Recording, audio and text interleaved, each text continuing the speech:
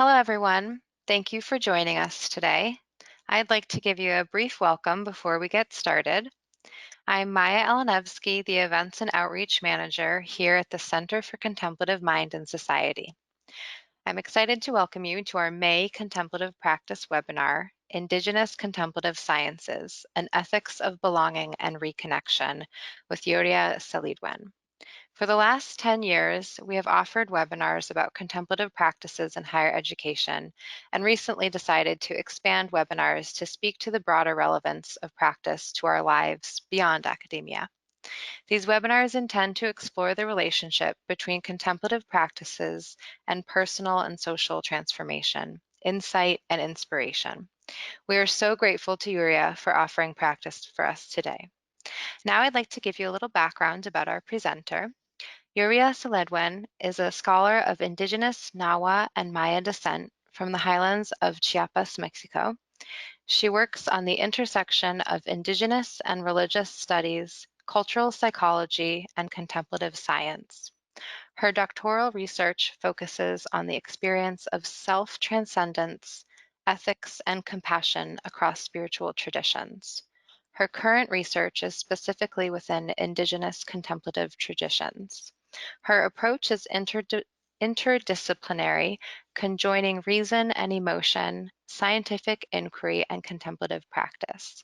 She integrates contemplative practice with community-oriented ethics and social and environmental justice, with an emphasis on the rights of Indigenous peoples, the revitalization and transmission of Indigenous wisdom, and the rights of the earth. She is co-chair of the Indigenous Religious Unit of the American Academy of Religion, the Western region, and serves as the Women's Caucus liaison to the board. And now I will hand it off to you, Yuria. Thank you so much, dear Maya, and I hope everybody can see my camera now. So Piali, Cueno Chatuililo, Nehuatl no toca Yuria, Nicantinichan, Mexico, Nahuatl Maya Tlatoli, Chiapas. So hello everybody, my name is Yuria. I am from Nahua and Maya descent from the highlands of Chiapas in Mexico. And you will be able to see my screen right now. And before I start properly with the talk, I want to acknowledge that the city where I live today, in New York, is located on the occupied territories of the Delaware tribe of the Lenni, Lenape, and Wapingers peoples, and I want to honor their traditions and their enriched history that have brought to this day in this land. And just as a note on who are Indigenous peoples, as a definition, it's peoples that have historical continuity with pre-invasion and pre-colonial societies. It's the non-dominant sector of the societies, and who consider distinct from other sectors in their territories. And we are determined to preserve our traditions, our ethnic identity, and our ancestral territories within our cultural patterns and social institutions and legal systems. So there are around 5,000 different indigenous groups in the world, in around 90 countries, with around 475 million people. So this is around 5% of the population. But we make 15% of the most extreme poverty of peoples in the world. There is the highest prevalence of substance abuse, the highest rate of suicide, the lowest index in development, and also the lowest life expectancy compared to our non-indigenous counterparts. And to speak about the richness, the cultural richness of indigenous peoples, Just to note that around the 7,000 languages that are spoken in the world, 70% of those languages are indigenous languages. And unfortunately, half of those languages are at risk of extinction, with maybe 2,000 of those languages spoken by less than 1,000 people. That means that these languages will disappear, and with the languages, the windows to the richness of these cultures. According to the 2019 UNESCO report, a language is lost every 2 weeks in the world. And research suggests that there is a correlation between language cultural loss with biodiversity loss. So this goes in line with the massive extinction of biodiversity and culture that we are going at this point in the world. And so now properly enter into the talk, I want to start with an invocation. And I will say the invocation in Spanish, but in your screen you will have the translation into English so you can follow.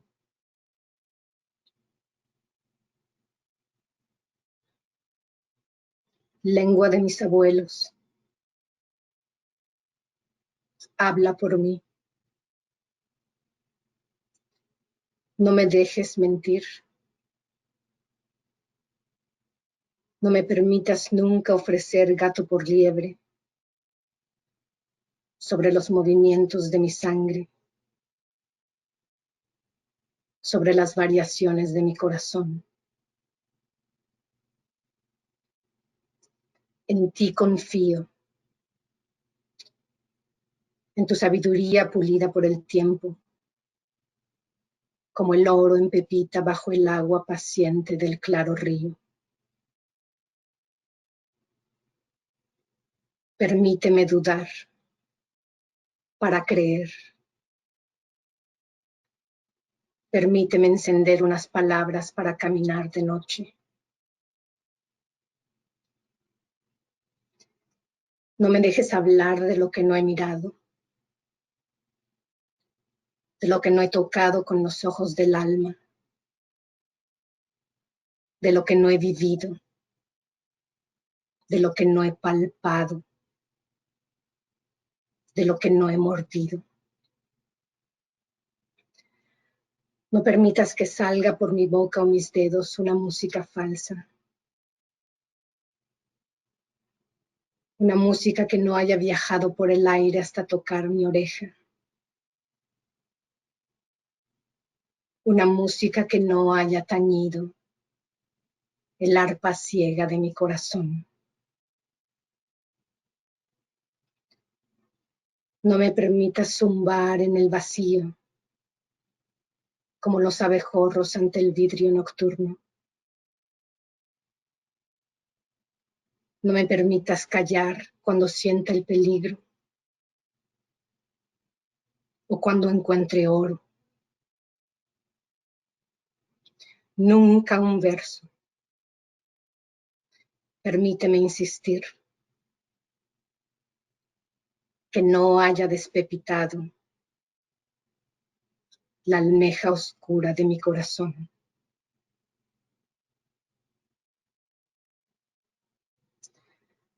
Lengua de mis abuelos, habla por mí.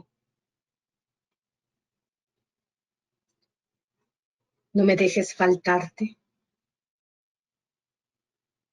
No me dejes mentir. No me dejes caer. No me dejes. No.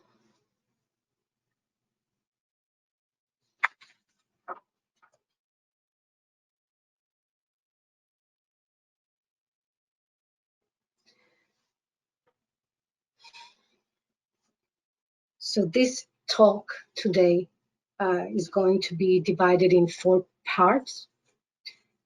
starting with what is the field of contemplative studies, then moving into what properly is Indigenous science, and what contemplative Indigenous practice is, where I found it and how it, the characteristics that I found. And then we move and finish to explain my thesis on the ethics of belonging, that it's a way of being and interacting with self, community, and environment for awareness of an ecological self. And we will end with a brief contemplative practice within the Nahua tradition. And so the field of contemplative studies is a very relative new field that started really in the past 20 years, but really started establishing in the past 10 years. So just as C-Mind started also offering these network and places of coming together for the study of these practices. And so it intends to diversify and decentralize the study of contemplative experience, and mainly to become pluralistic. So building bridges and really engaging in dialogue with within the different practices, with a clear understanding that the varieties of contemplative practices have very different characteristics and aspirations. So the different practices within different traditions are not about the same thing. They do have different purposes and impacts, and therefore they should be contextualized. So the sciences that are mostly related to the study of contemplative experience are psychology and neuroscience.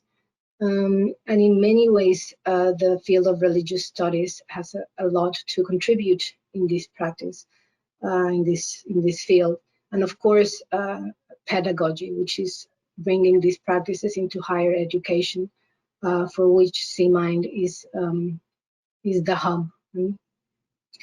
And then contemplative practice tends or also aims, has an objective to be comparative and from a cross-cultural and interdisciplinary perspective.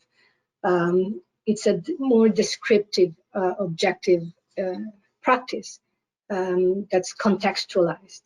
And it brings the two aspects of theory and practice together. And then in the study of the contemplative experience, within the field of contemplative studies, it involves a committed practice, so that there's a constant awareness of the developments that the practice are having in our experience. And it's based on what Handewitt back in '91 called the critical first-person discourse. And then more recently, Harold Roth and Brown University has worked on this critical inquiry of the personal experience. And we also focused on the possibility of experimentation and the acceptance of these experiences, embracing diversity, and so not falling into rigidity or uniformity, but rather opening ourselves to the different possibilities of experience that contemplative practices may bring. And so contemplative practice more recently has been, in 2014 from the research by Tanya Singer, was divided in three focus of development. So interoception practices that develop presence and attention, concentration.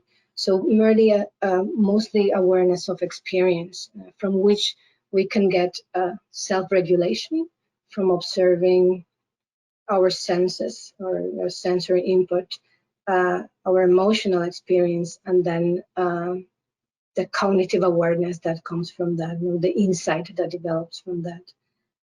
And there are other practices that are more focused on the relational aspect, so like the affective experience of the practice. So these are more compassion-based practices, or practices that focus on loving kindness or in the relational qualities like gratitude, for example, or appreciation.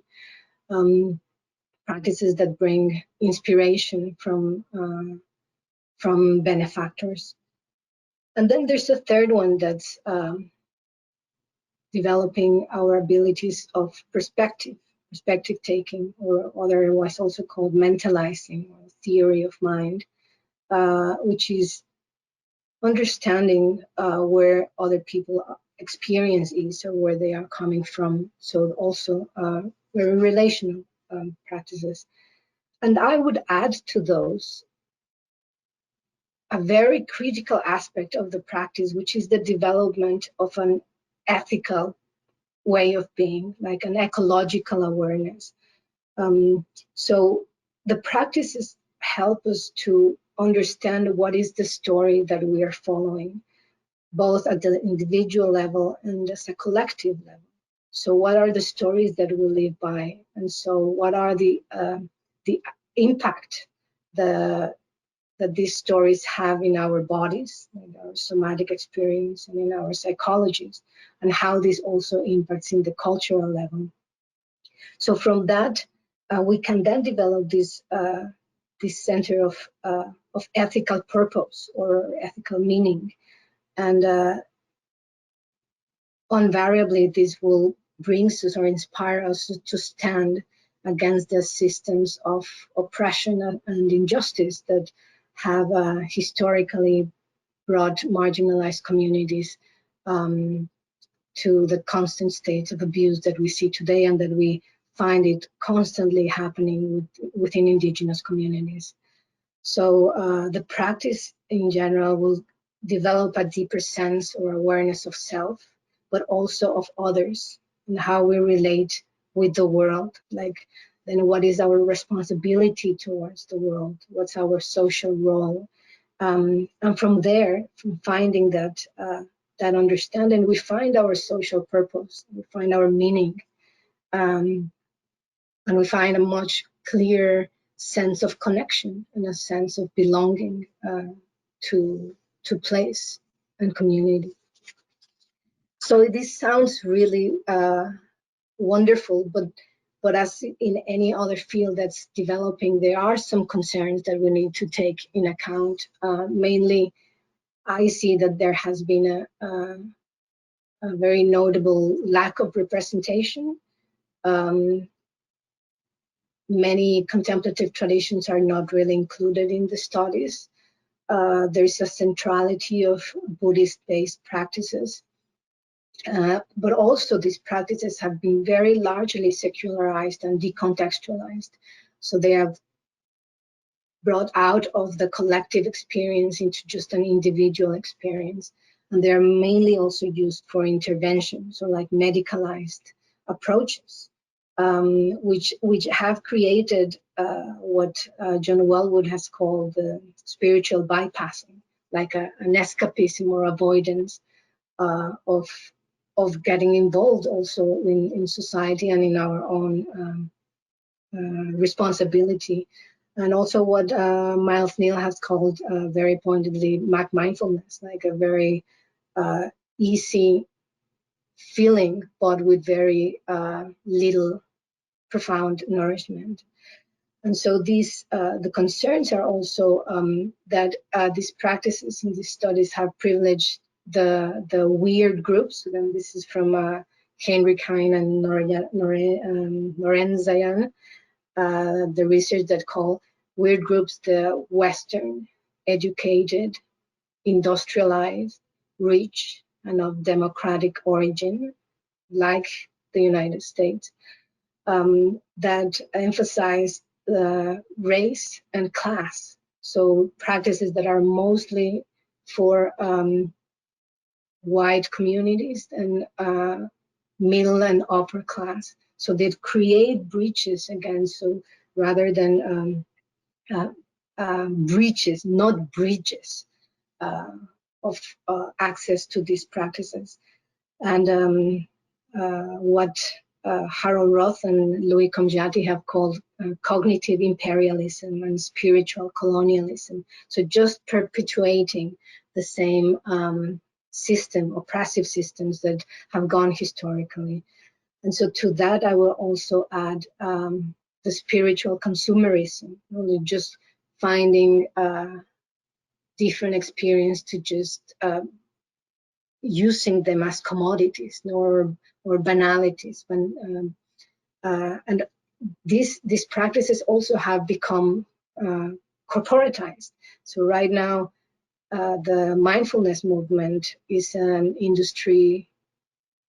It's a $2 billion industry.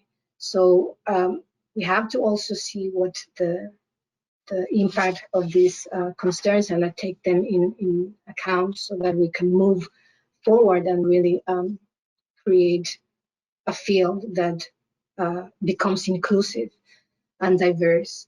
And so that's why I want to speak about Indigenous science and what our voices as Indigenous peoples and protectors of very long traditions of wisdom can also bring to the conversation. So it's not about creating hierarchies or what is better, or creating narratives of exceptionalism, but rather to really start dialoguing about what qualities can be used in different aspects to enrich our experience of contemplative practice, contemplative experience, and really become much more diverse, much more inclusive fields. And so Indigenous science mainly pays attention to the unusual aspects of phenomena. So rather than Western science that usually develops theories and hypotheses on the empirical evidence that is repeated and tested, Indigenous science goes more into the unusual, unrepeated phenomena. And develops metaphorical, symbolic meaning from this phenomena, like narratives, usually pedagogical or educative narratives, to understand these phenomena, to explain these phenomena. And it assumes also that all the places and organisms that we come across, even when they can be categorized, they are distinct. So like imagining the symbol of the spiral, that all seems very similar, but never really touches the same place. So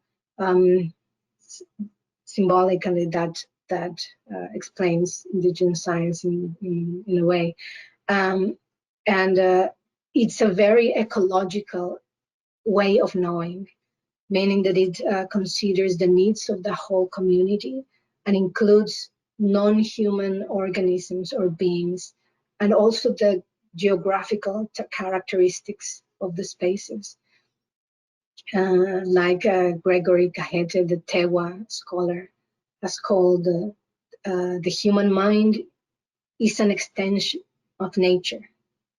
And as the creator of story, becomes the fertile ground where myth, science, and our human perception of reality meets.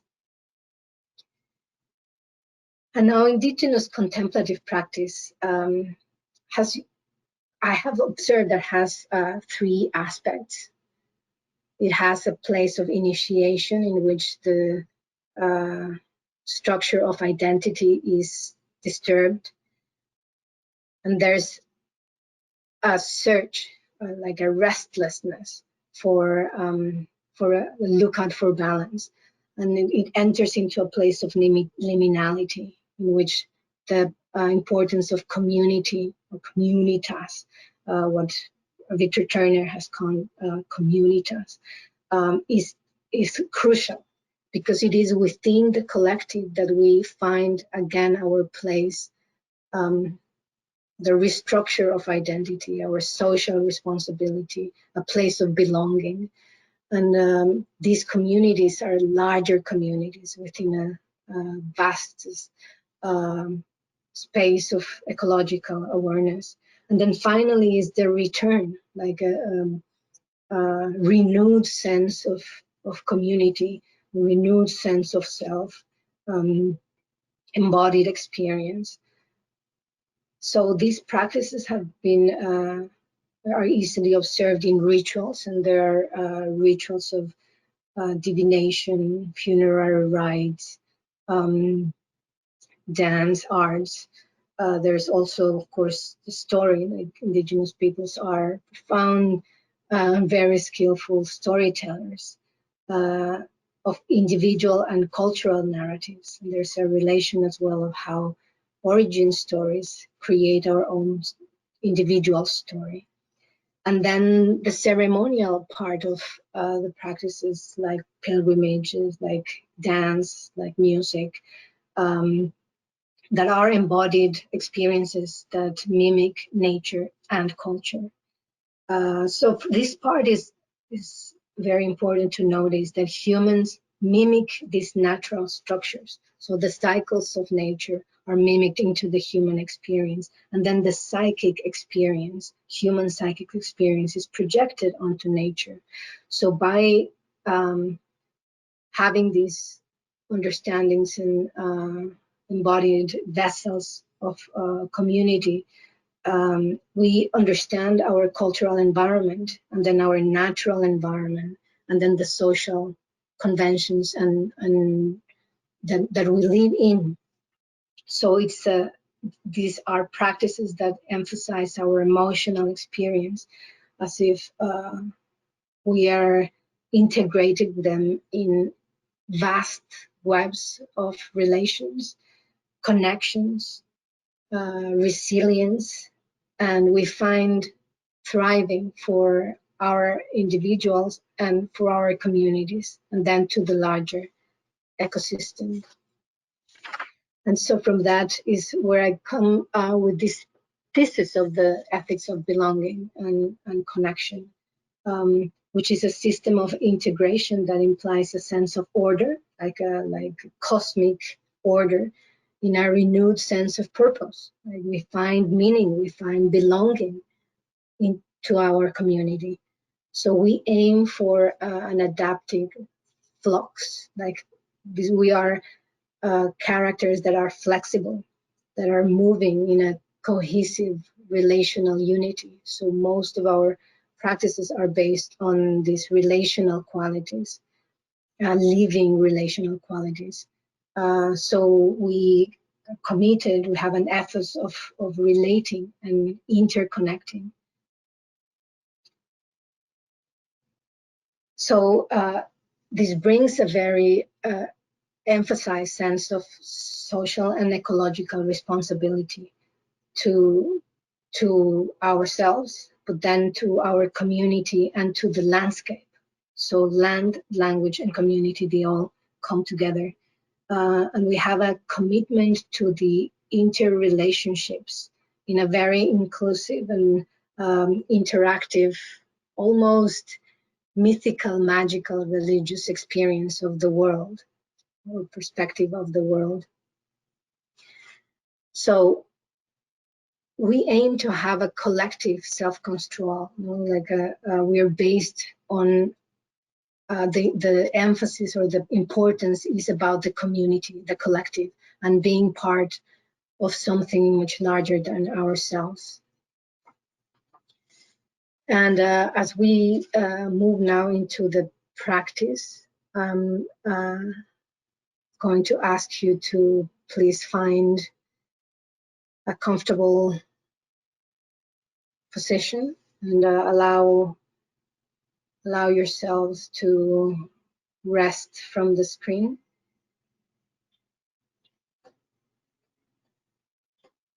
And bring your attention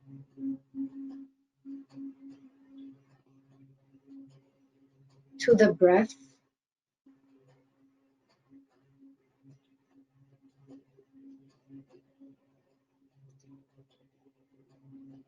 And then have an awareness of a very fine thread of light from the sun caressing the crown of your head.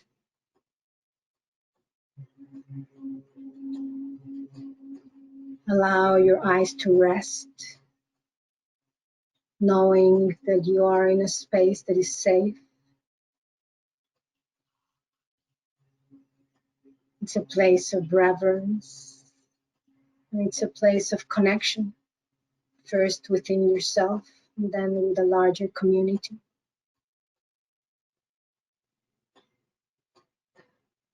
And welcome this bright warmth of the sun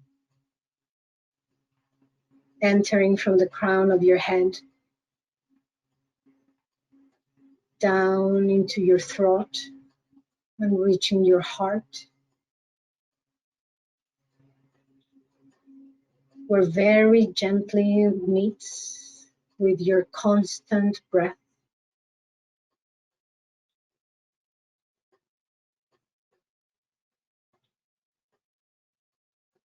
Lighting up, warming up the center of your chest.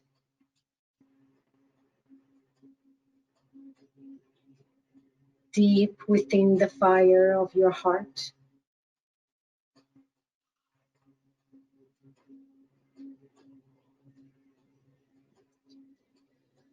And bring attention now to the base of your spine, where you're connecting to the earth.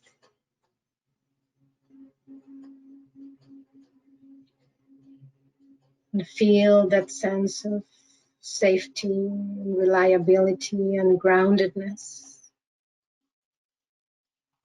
that comes from all the areas of your body that are connecting to the earth.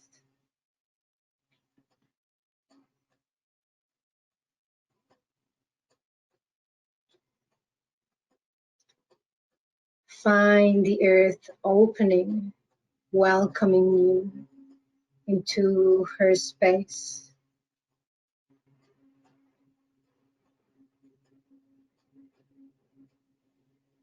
And you start growing roots within the earth, stretching, flexing, finding deep into the womb of the earth, in that fertile darkness of the earth, the place of moisture, nourishment, and possibility.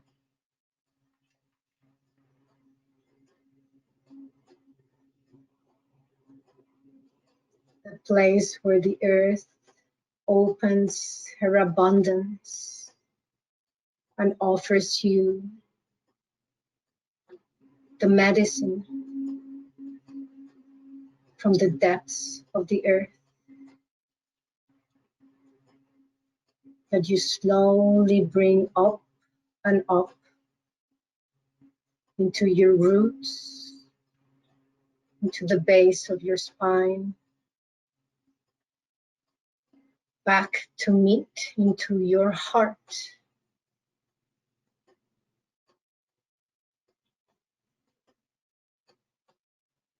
So the fertile darkness of the earth meet the light, warmth, vastness of the skies.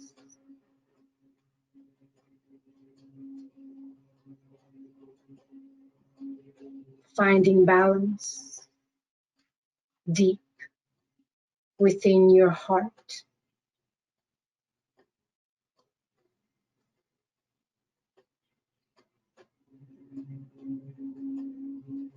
And so the story says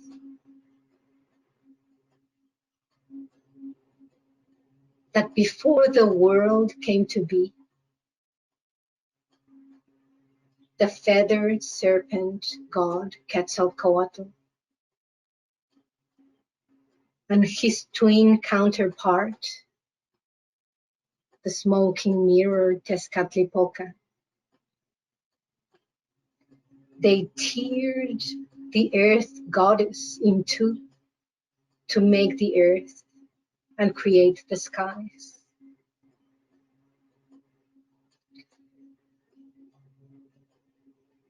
There was abundance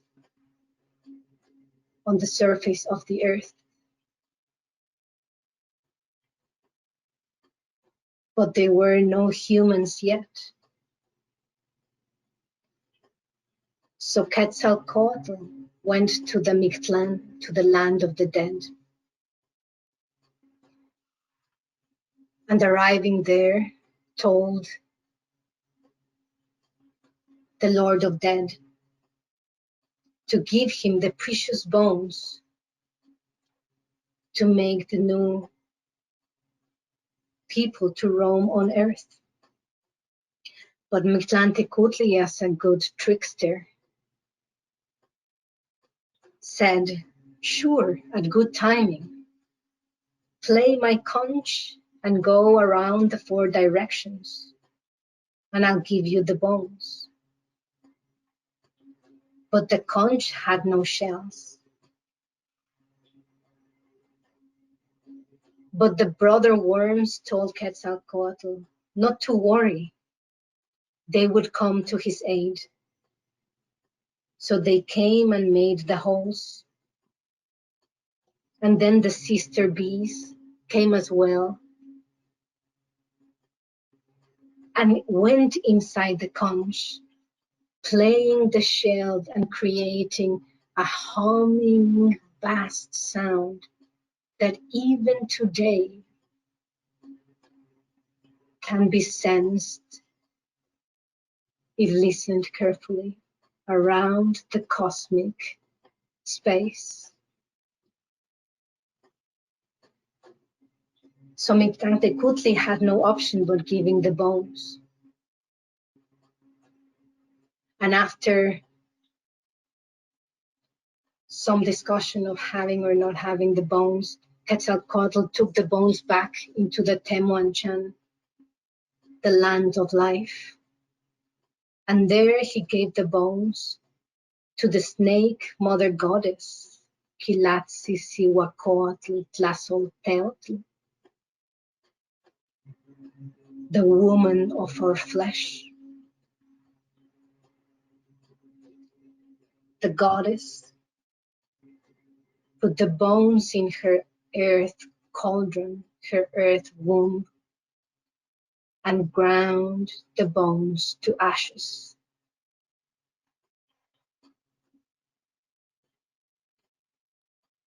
Quetzalcoatl then bled his penis and poured blood drops onto the ashes. And from the clay of blood and ashes, humans were born. But they had nothing to eat. And then again,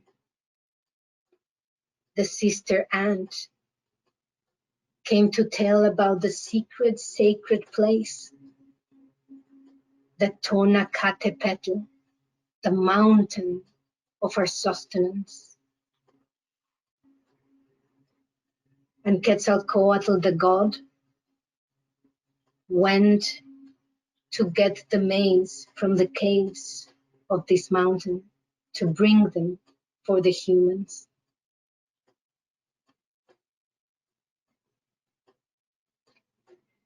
The gods chewed on the maize grains, placed the paste on our mouths, and humans came to life.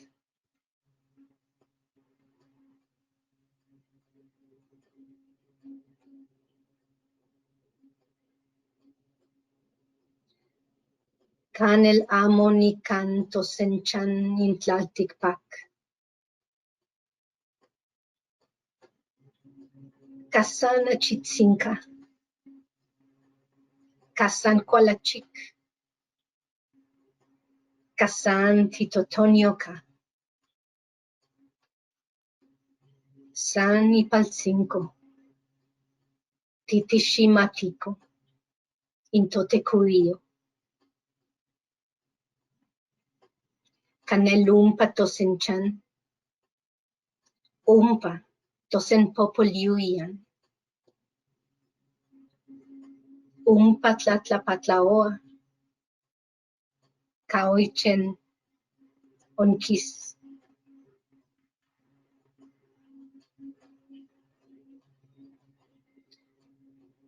Truth is, our shared home is not here on earth. We are only merely here, only merely a good bit,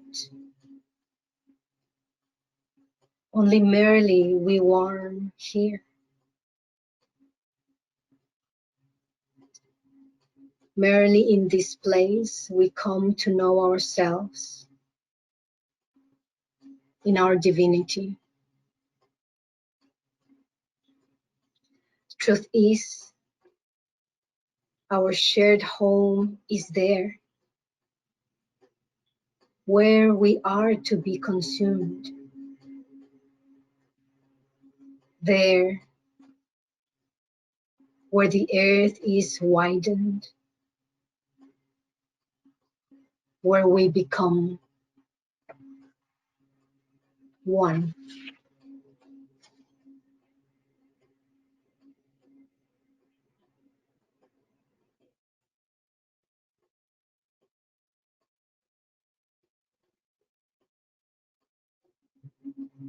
Bring back your awareness into the center of your chest.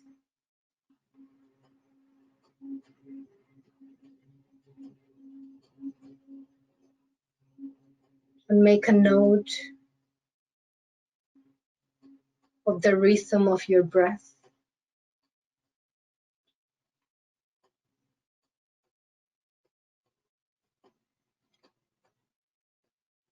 Make a note of any sensations in the body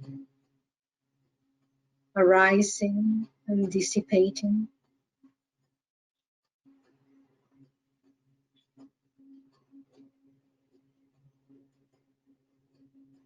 Make a note of any mental content, images, memories, words.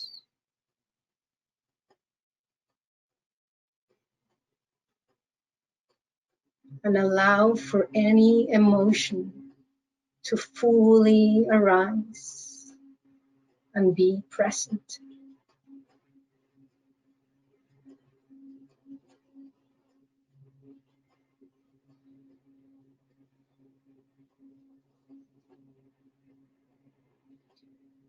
Very gently, very softly, very calmly. Start opening your eyes.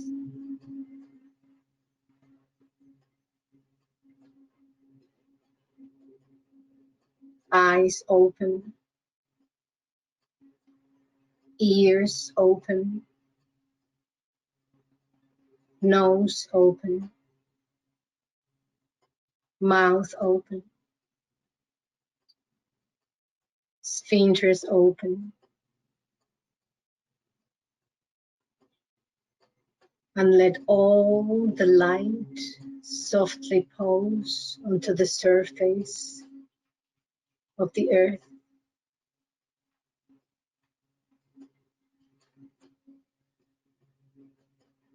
Your heart fully open to the world, to the space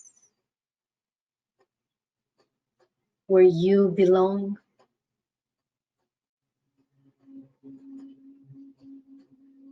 And that's opening, fully welcoming you into this space.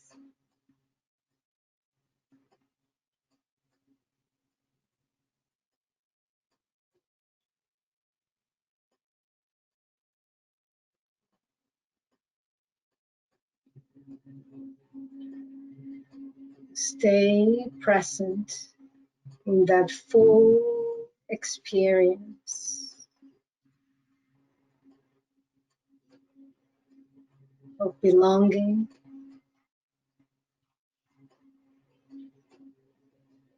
of connecting,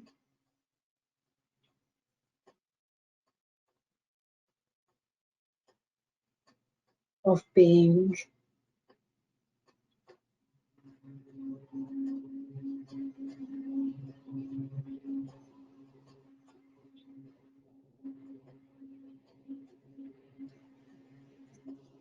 And I thank you very much for your attention.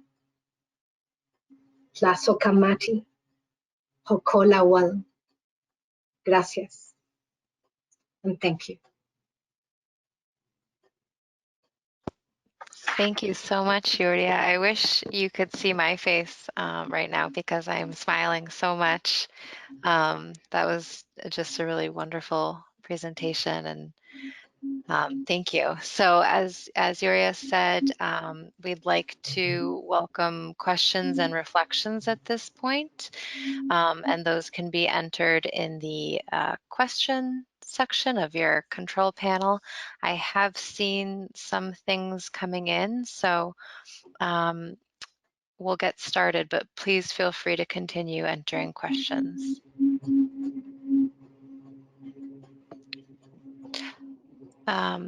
So, Yuria, one of the first questions maybe we'll start with is, I have both Indigenous and colonial lineages. How might your research and this ethical, ecological imperative in particular help me evolve as an educator of art and design?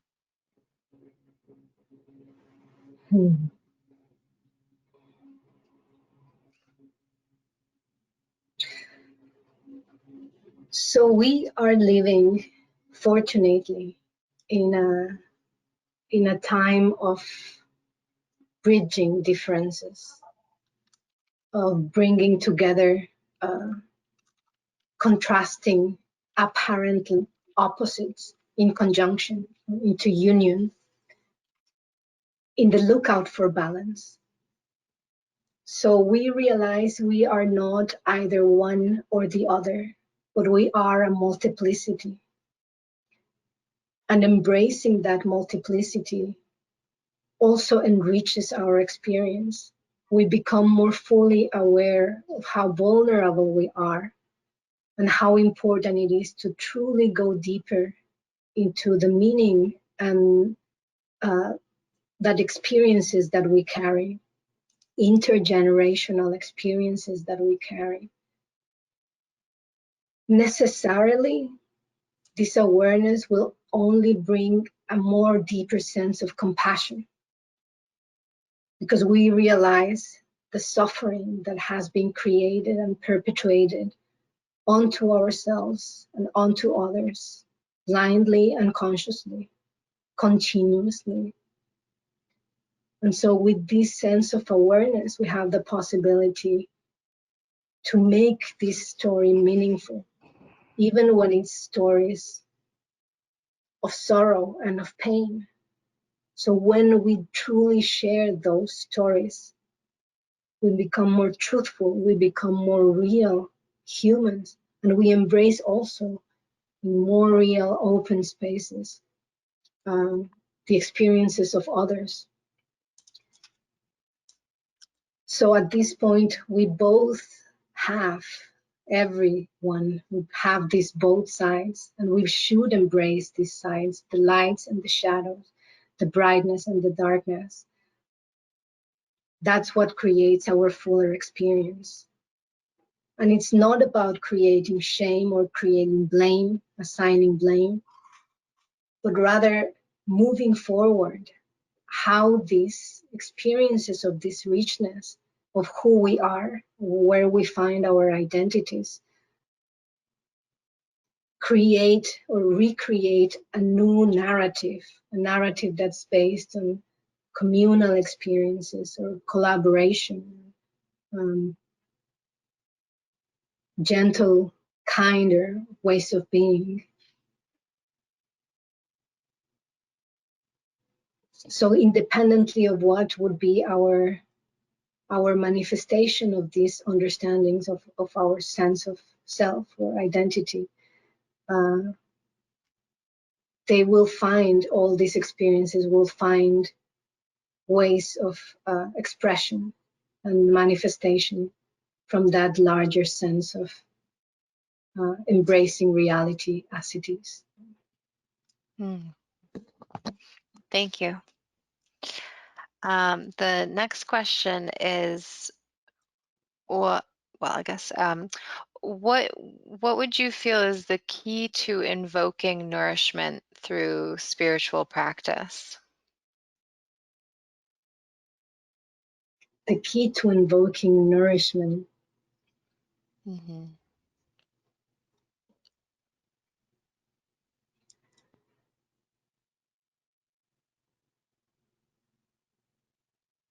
Nourishment as a sense of revitalization, or a sense of meaning, a sense of purpose, and a sense of purpose that's following what we find important and what creates a sense of well-being, not only to ourselves, but to a larger community.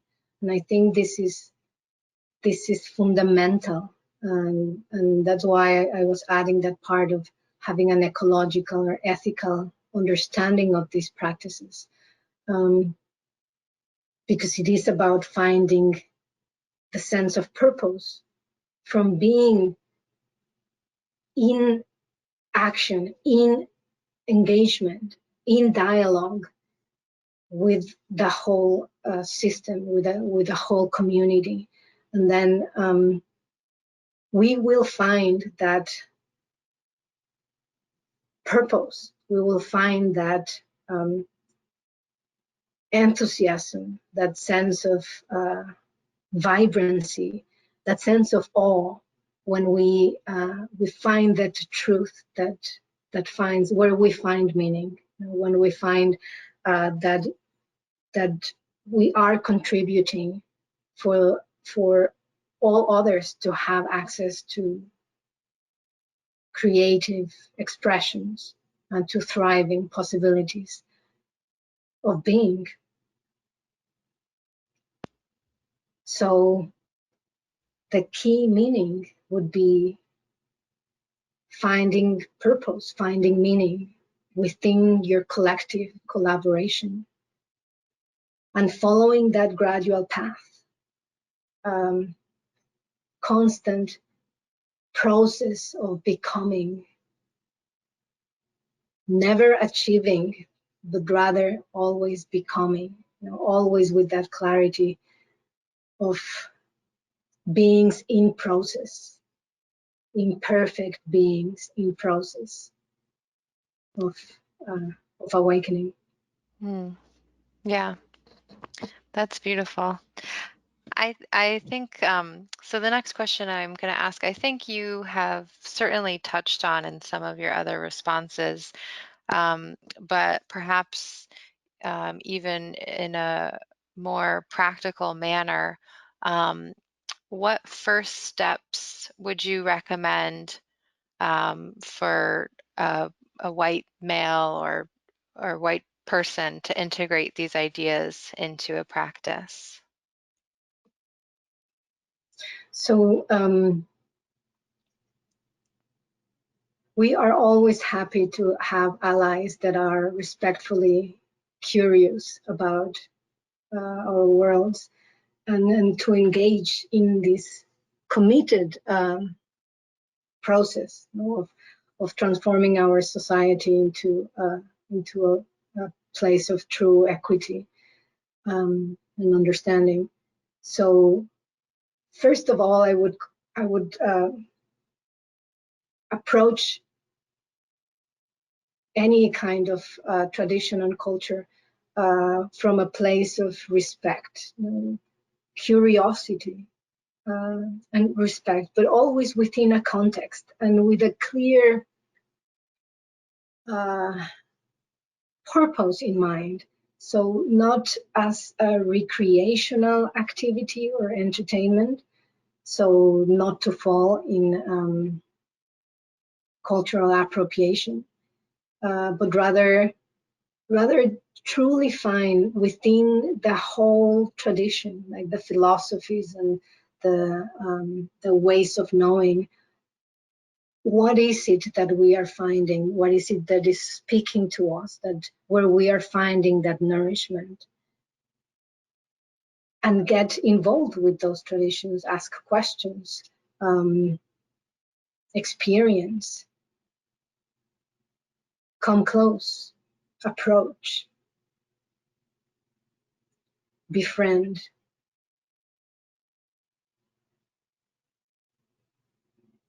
open. And it's the from a place that we were talking earlier about creating dialogue, really building bridges of communication, of experience, finding common ground, because that is where we find unity.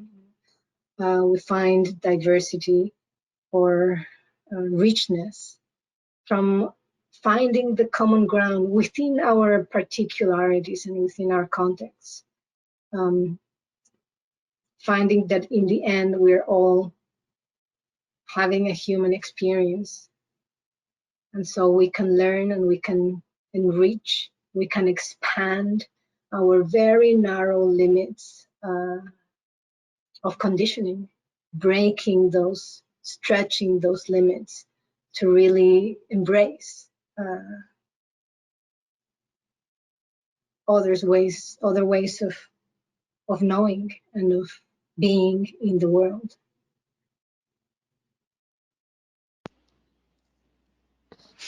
Thank you.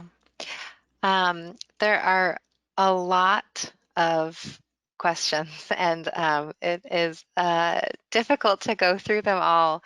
So I will definitely be sharing all of these with you after the fact. A lot of individuals have asked about particular resources that they can seek out and further explore on their own. I wonder if perhaps that's something we can put together in the follow-up email that we send to everyone. Sure, absolutely.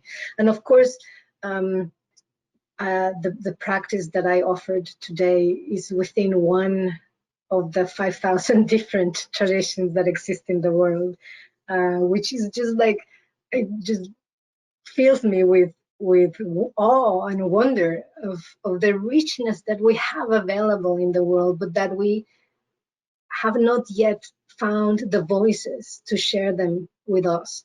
So it is about finding, for looking and coming together in this process. So yeah, we will. I'm sure that we will be able to find